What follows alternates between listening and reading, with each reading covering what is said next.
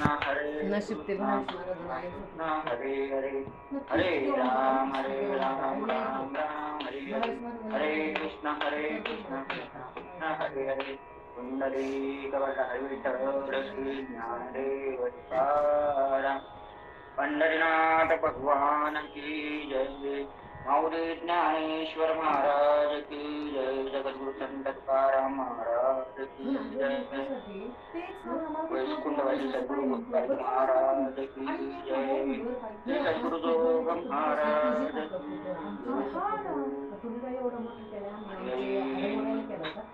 आळंदी हे गाव पुण्यभूमी ठाव दैवताचे नाव सिद्धेश्वर 84 सिद्धांचा सिद्ध भेटी सोहळा कायवर विमानाची दाटी पुष्पांचा वर्षाव स्वर्गाहून देव कैलासी नामा म्हणे देवा चला जाऊ तया ठाया विश्रांती घ्यावया महायोगपीठे तटे भीमरथ्यं वरं पुण्डरीकाय दातुं मुनीन्द्र समागततिष्ठं तमानन्दकर्णं परब्रह्मलिङ्गं भजे ब्रह्मानन्दं परमसुखं केवलं ज्ञानमूर्तिं द्वन्द्वातीतं गगनचतुर्थं तत्त्वमश्चादिलक्ष्यम् एकं नित्यं सर्वाणि साक्षिभूतं भावातीतं त्रिगुणातीतं सद्गुरुं तं नमामि वक्रतुण्ड महाकाय सूर्यकोटि समप्रभ निर्विघ्नं कुरु मे देव सर्वकार्येषु सर्वदा प्रस्तुत प्राप्त प्रसंगी प्रवचन रूपी सेवेसाठी घेतलेला अभंग जगद्गुरु जगद्वंदनी आणि जगताचे माऊली असे असणारे जे ज्ञानोबा आहे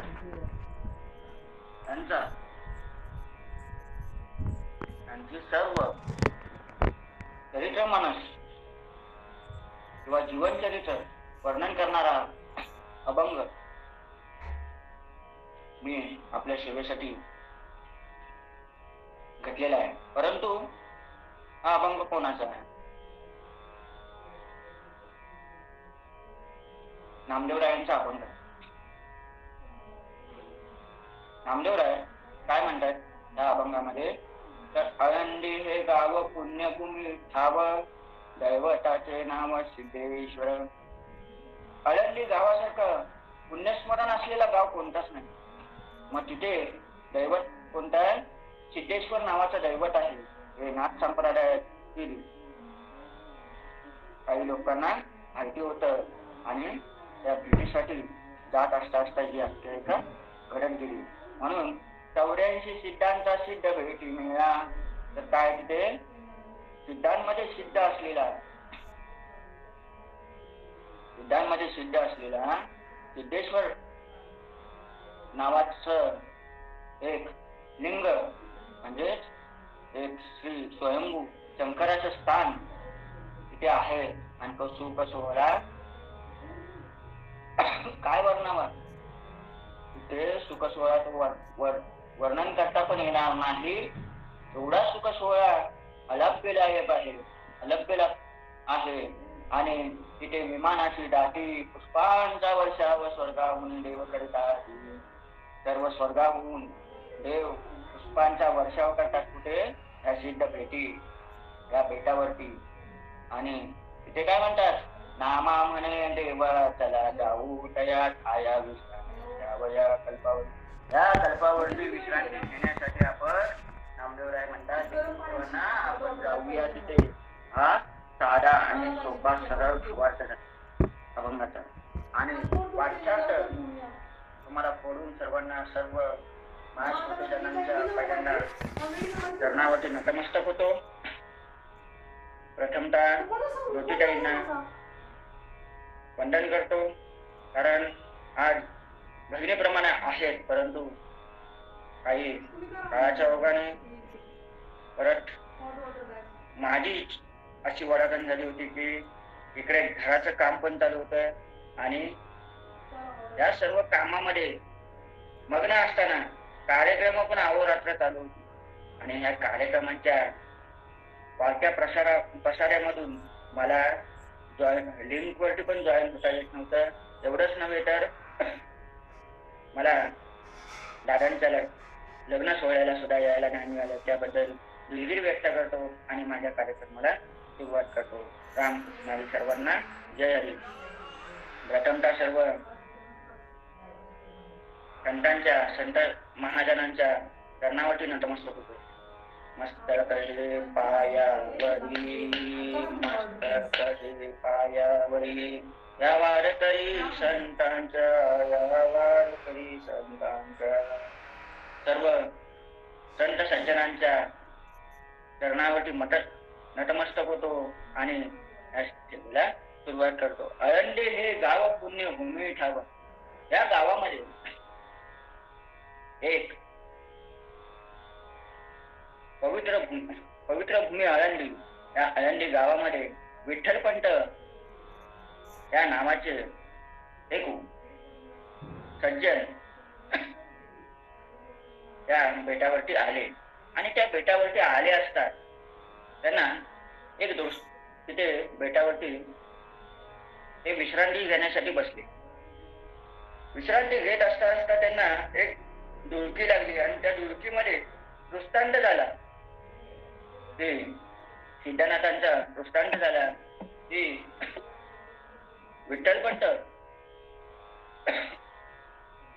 तुम्ही तुमच्या मुलीचा विवाह अशा चांगल्या देखण्या सुसज्ज मुलाशी करून द्यावा. आणि हे विचार विनिमय करत असता काय घडलं तर पुढे काय होत होतं तर विठ्ठलपंत तिथे आले. आणि विठ्ठलपंतांनी काय केलं? विठ्ठलपंताने भगवान शिवशंकराचं नामस्मरण केलं आणि नामचिंतन केलं. नामचिंतन केलं आणि विठ्ठलपंत व रुक्मिणी आईसाहेब यांचा विवाह पूर्ण पार पडला. कालांतराने विवाह पार पडल्याच्या नंतर ते पुढे तीर्थयात्रेला निघून गेले. विठ्ठलपंत व रुक्मिणी आईसाहेब हे तीर्थयात्रेला, कारण कसं पहिलं लग्न झालं की आपल्याकडे प्रथाच आहे की लग्न झाल्याच्या नंतर आपण पहिल्यांदा कुठल्या तरी तीर्थ दर्शनासाठी जातो. आणि ते जात असता गोविंदपंत आणि मीराबाई ही विठ्ठलपंतांची आई. मीराबाई ही विठ्ठलपंतांची आई आणि गोविंदपंत हे विठ्ठलपंतांचे वडील. मग त्या दोन्ही आई वडिलांनी दर्शन घेतलं आणि ते तीर्थदर्शनासाठी गेले. व तीर्थदर्शनासाठी गेले असता तीर्थदर्शन झालं, पंढरपूर येथे तीर्थदर्शन झालं आणि ते निघून आले. गोविंदपंत व आई मीराबाई काही कालांतराने मीराबाई आणि गोविंदपंत स्वर्गवासी झाले. स्वर्गवासी झाल्या विठ्ठलपंतांनी विचार केला. त्यांचा सर्व विधी उठकून घेतला आणि विठ्ठलपंतांनी विचार केला, आता आपण न थांबता आपण सासरवाडीला जावं. तेथील सर्व उरकाउरक करून ते सासरवाडीला निघून गेले. सासरवाडीला जायचा निर्णय घेतला आणि ते आळंदी येथे येऊन वास्तव्य करायला लागले.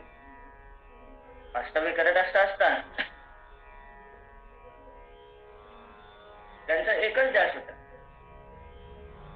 रुक्मिणी अगं मी संन्यास घेऊ का ग? विठ्ठलपंतांना विचारायला काय वाटलं नाही. आणि खरं पाहायला गेलं तर पुरुषांचं असंच आहे. पुरुषांना काय वाटतं, आम्ही कोणतरी सहा,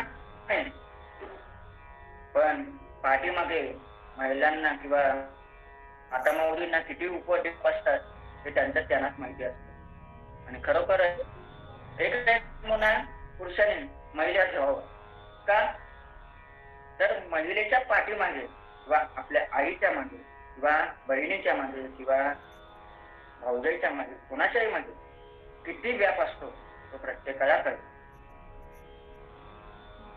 मग असो, मग विठ्ठल पंतांनी रुक्मिणी आईसाहेबांना विचारलं, रुक्मिणी मी संन्यास घेऊ का ग? रुक्मिणी माता खरोखरच हे करेल का हो, संन्यास घेऊ देऊ नाही. रुक्मिणी आईसाहेबांनी काय केलं, त्यांना प्रत्येक वेळा टाळाटाळ करत होत. पण कालांतराने एक दिवस असा होता, रुक्मिणी आईसाहेब आंघोळीला पाणी उतरत होत. आंघोळीला पाणी उतरत असता विठ्ठल पंतांनी विचारलं, अगं रुक्मिणी जाऊ का ग संन्यासी व्हायला? होच, काळाचा ओघार म्हणजेच काय, कावळा बसायस आणि खांडी तुटायच एकच झालं. म्हणजे माता पाणी उतरत होत्या आणि तो पाण्याचा हंडा अनावघाने त्यांच्या पायावरतीच संपूर्ण पल्ला कडक कडक पाणी टाकलेलं आणि ते कडक कडक पाण्याने पाय त्यांचे पोळून गेले. म्हणजे पाय पोळून गेले असता रुक्मिणी आईसाहेब त्या कळीच्या ओघामध्ये बोलल्या, जा जा, तुम्हाला कुठे जायचंय ते जा, तुम्हाला काय करायचंय ते करा, तुम्हाला जायचंय तिकडे जा, तुम्हाला संन्यास द्यायचा संन्यासी वा संन्यासी, माझ्या पाठी पुढे काही विचार करू नका. रुक्मिणी मातेने हे बोलावं आणि विठ्ठल पंतांनी ते ऐकावं. विठ्ठल पंतांनी तेवढंच ऐकलं. विठ्ठल पंतांच्या मनाला समाधान म्हटलं. विठ्ठल पंत तिथून हळूच निघून गेले. कसलाही पाठी पुढे काही विचार केला नाही. बाबा आपले सासू सासरे आहेत, आपली रुक्मिणी माता एवढी सुसह्य पत्नी आहे, पतिव्रता पत्नी आहे, तिचं काय होईल काही विचार केला नाही.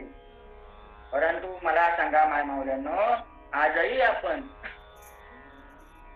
भांगामध्ये सेंदूर भरतो, कोणाच्या नावचं? पतीच्या नावचं. कपाळी कुंकू लावतो, ते कोणाच्या नावचं? पतीच्याच नावचं. परंतु मला सांगा, आता कुंकू लावायची पद्धत राहिलेली नाही. कशी काय? तर आता आपण काय लावतो? टिकली. टिकली ते टिकली नाही तर हुकली, ते जाऊ दे. टिकली तर टिकली नाही तर हुकली जाऊ दे, बाजूला जाऊ दे. परंतु ह्या टिकली लावणाऱ्यांमुळे काय झालंय, बाथरूम मध्ये गेल्याच्या नंतर टिकली काढायची आणि बाथरूमच्या भिंतीला लावायची. म्हणजे काय होत, भिंत सुवासिनी झाली. कुंकूवाल्या गेल्या आणि टिकलीवाल्या आल्या.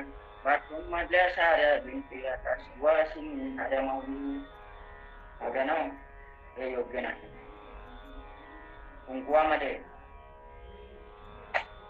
कुंकू मुळात कशापासून उत्पत्ती होते, तर कुंकवामध्ये म्हणजे हळदीमध्ये चुन्याचं समान घटक झालं की कुंकवाची निर्मिती होते.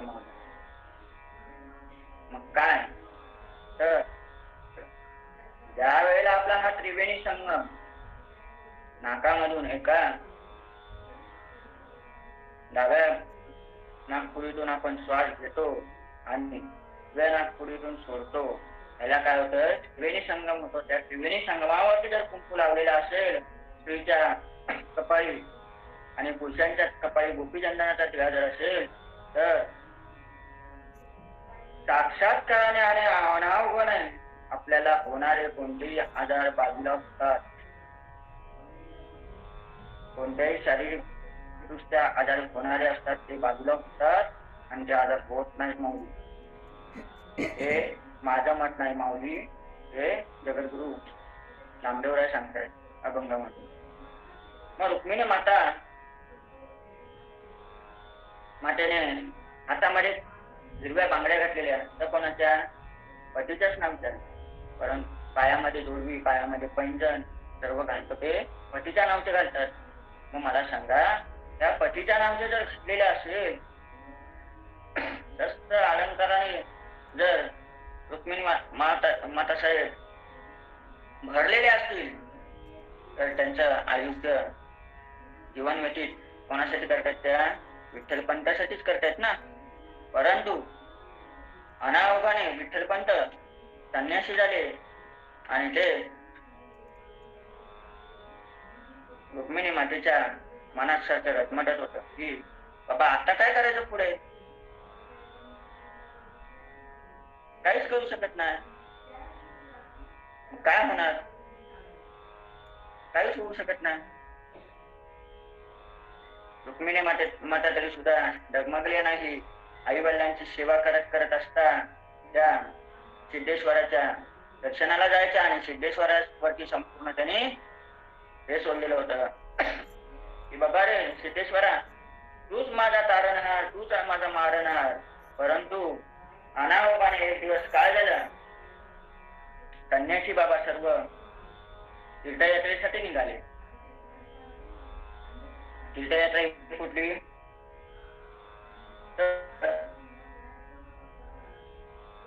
उत्तर तटापासून जेवढी उत्तर प्रदेश पासून जेवढी शिवशंकराची स्थानं आहेत त्या स्थानाला नाथ महाराजांची सर्व फेरी व्हायची आणि नाथ महाराज सगळ्या ठिकाणी भेट द्यायचे. आणि ते भ्रमण करत असता काय घडलं तर स्वामी हा आई विना तिन्ही जगाचा स्वामी आई विना बिकट. परंतु अनायोगाने सर्व तीर्थ करत असता त्या सिद्धपीठावरती पण जायचं असं स्वामींनी सांगितलं.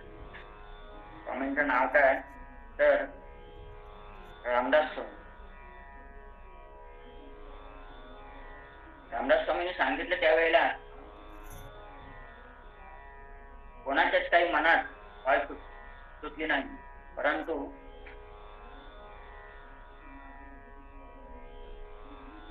सिद्धेश्वर नावाच्या सिद्धपीठावरती आपल्याला जायचं हे समजलं. कोणाला समजलं तर विठ्ठलपंतांना. विठ्ठलपंत त्यावेळेला जरा चुकले की आता करायचं काय, मला परत ते संन्यासाश्रम सोडून गृहस्थाश्रमी जावं लागणार. परंतु ज्या वेळेला त्याने संन्यासाश्रम घेतला त्यावेळेला त्याच नावाने घेतला काय हो? नाही. माऊली संन्यासाश्रम घेतली त्यावेळेला त्याने नाव चेंज केली. काय नाव चेंज केली तर चैतन्य नाव ठेवले आणि चैतन्य नावानेच त्याने त्या आश्रमामध्ये प्रवेश केला. मग आश्रमामध्ये प्रवेश केला असता काय झालं, आश्रमामध्ये प्रवेश झाला आणि आश्रमामध्ये प्रवेश केल्याच्या नंतर माऊली त्यांनी स्वतः नाव चेंज करून आश्रमामध्ये प्रवेश घेतला व आश्रमामध्ये प्रवेश झाल्यानंतर त्यांचा दिवस कसे निघाले ते त्यांनाच कळले. परंतु ज्या वेळेला तीर्थाला जायला निघाले त्या टाइमाला सिद्धपीठावरती जाणार हे कळल्याच्या नंतर त्यांच्या मनात पाळतो आणि हे पुढे वाट चालतच होते.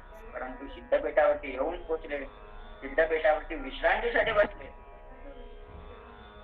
सर्व ऋषीमुनी आणि सर्व तपस्वी गोसावीनंदन सर्व एका ठिकाणी वास्तव्यासाठी बसले आणि वास्तव्यासाठी बसल्याच्या नंतर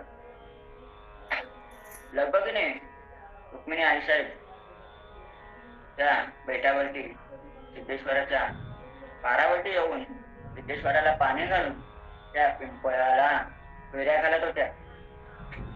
का तर माझा पती माझ्या जवळ यावं आणि माझ्या पतीची मला साथ मिळावी याच्यासाठी त्या पिंपळाला साक्षात मनोभावनाने एक लक्ष 6 कोटी 1 लक्ष अशा फेऱ्या त्यांनी त्या पिंपळाला मारलेलं.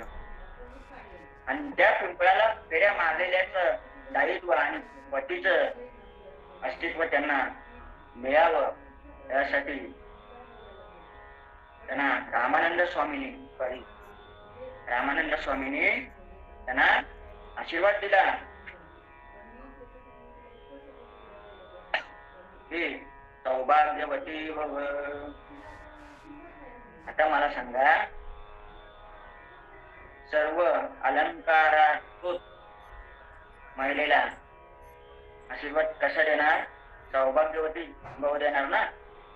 परंतु त्यांना तो आशीर्वाद दिल्यानंतर रुक्मिणी आई साहेब रामानंद स्वामींना काय म्हणतात, माऊली तुम्ही आशीर्वाद दिलाच खरी गोष्ट आहे, परंतु मी सौभाग्यवती भव कशी होणार?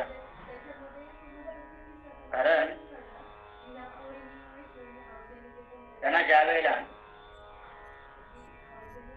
त्या रडायला लागल्या आणि संपूर्ण दायित्व त्यांनी सांगितलं, त्यावेळेला रामानंद स्वामींना सर्व मिळतं जुळतं कोणाशी वाटलं, सर्व शिक्षकांची पडताळणी केली, परंतु त्यांच्याशी मिळतं जुळतं वाटलं नाही. कोणाशी वाटलं तर चैतन्य बाळाशी वाटलं. आणि त्याने चैतन्य बाळाला तिथं सिद्धपीठावरती काही दुखावलं नाही किंवा काही केलं. मग काय केलं असं? त्या सिद्धपीठावरतीच सिद्धेश्वरांचं दर्शन घेतलं आणि तिथूनच परत फिरायचा त्यांनी निर्णय घेतला. आणि तिथून परत फिरून गेले असता आणि आश्रमामध्ये सर्व शिष्यगणांना सांगितलं की चैतन्याला इथे हजर करा.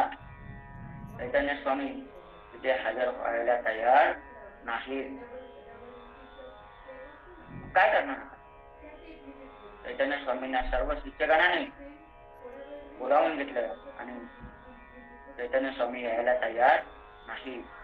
म्हणून रामानंद स्वामी स्वतः बोलले, चैतन्य जवळ येते. 1 वेळा हाक मारली माझ्या, 2 वेळा हाक मारली नाही, 3ऱ्या वेळेला जोरात म्हटले, ए चैतन्य येतोस का? मी येऊ तिथे. चैतन्य स्वामी आता हजर झाले तिथे. हजर झाले त्याच्यानंतर काय केलं? स्पष्ट विचारलं रामानंद स्वामी, चैतन्य तुझं खरं नाव काय ते सांग. चैतन्य स्वामी चैतन्य. पहिल्यांदा मृदू आवाजात विचारलं म्हणून त्यांनी मृदू आवाजातच